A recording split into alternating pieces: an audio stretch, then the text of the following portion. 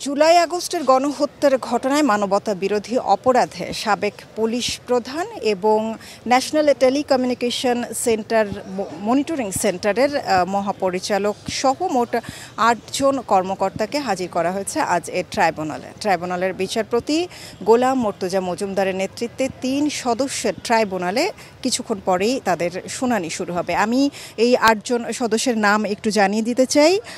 সাবেক পুলিশ প্রধান চৌধুরী আবদুল্লাহ আল মামুন, তাকে হাজির করা হয়েছে। যাত্রাবাড়ি থানার সাবেক ওসি আবুল হাসান, জিয়াউল আহসান সাবেক পরিচালক NTMC, তাকেও হাজির করা হচ্ছে। মোহাম্মদ আবদুল্লাহ আল কাফি সাবেক পুলিশ সুপার, ঢাকা জেলার সাবেক পুলিশ সুপার, তাকে হাজির করা হয়েছে। মোহাম্মদ জসিম উদ্দিন মোল্লা মিরপুর জোনের সাবেক ডিসি, মোহাম্মদ শহীদুল ইসলাম সাবেক অতিরিক্ত সুপার সাভার সার্কেলের, মোহাম্মদ আরাফাত হোসেন সাবেক পরিদর্শক উত্তরার তিনি সাবেক পরিদর্শক। একটু জানিয়ে দিতে চাই, গত ২৭ আগস্ট মানবতা বিরোধী অপরাধে জুলাই আগস্টের যে গণহত্যা ঘটেছে এবং বৈষম্য বিরোধী ছাত্র আন্দোলনে যে দমন পীড়নের ঘটনা ঘটেছে, সেখানে আসলে সুপ্রিম কমান্ড অর্থাৎ নেতৃত্বের অভিযোগে এবং যে ৮ জনের নাম বললাম, প্রসিকিউশন জানিয়েছেন যে তাদের অনেকেরই সরাসরি সম্পৃক্ততার প্রমাণও তাদের কাছে আছে। এই ৮ জন সহ মোট এবং সাবেক প্রধানমন্ত্রী শেখ হাসিনা সহ মোট ৪৬ জনের বিরুদ্ধে গ্রেফতারি পরোয়ানা জারি করেছিল এই আন্তর্জাতিক অপরাধ ট্রাইব্যুনাল এবং নির্দেশ দিয়েছিল এই ২০ তারিখে তাদেরকে হাজির করার, এবং সেই নির্দেশের পরিপ্রেক্ষিতে আজকে তাদেরকে হাজির করা হচ্ছে এবং তাদেরকে আসলে গ্রেফতার দেখানোর নির্দেশনা, এই মানবতা বিরোধী অপরাধে গ্রেফতার দেখানোর নির্দেশনা আগেই দিয়েছিল আদালত।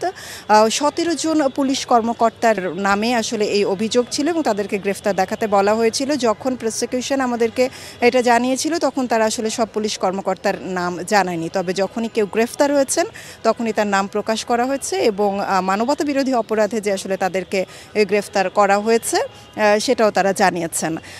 একটু জানিয়ে রাখি যে গত ১৮ তারিখে এই একই মামলায় পতিত যে ফ্যাসিস্ট স্বৈরাচারী সরকার ছিল তাদের ৯ জন মন্ত্রী এবং ২ জন উপদেষ্টা, একজন সাবেক সচিব এবং একজন অবসরপ্রাপ্ত বিচারপতিকে এই আদালতে হাজির করা হয়েছিল। শুনানি শেষে আদালত তাদেরকে এই মামলায়, মানবতা বিরোধী অপরাধের মামলায় গ্রেফতার দেখিয়ে কারাগারে পাঠানোর নির্দেশনা দিয়েছিলেন এবং প্রসিকিউশনকে ১ মাসের সময় দিয়েছেন তাদের এই বিষয়ে, তাদের যে অভিযোগ সেই অভিযোগের তদন্ত শেষে আসলে ১ মাস পরে অর্থাৎ ১৭ই ডিসেম্বর তাদের ব্যাপারে তদন্তের অগ্রগতি জানানোর নির্দেশনা দিয়েছেন।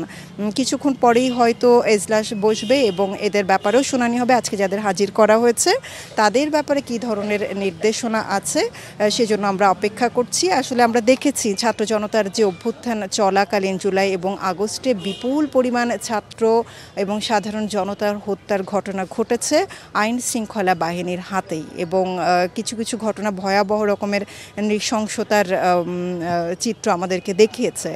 সেটিকে আমলে নিয়েই আসলে আদালত এই আইন শৃঙ্খলা বাহিনীর এই সমস্ত ঊর্ধ্বতন কর্মকর্তাদের বিরুদ্ধে গ্রেফতারি পরোয়ানা জারি করেছিলেন।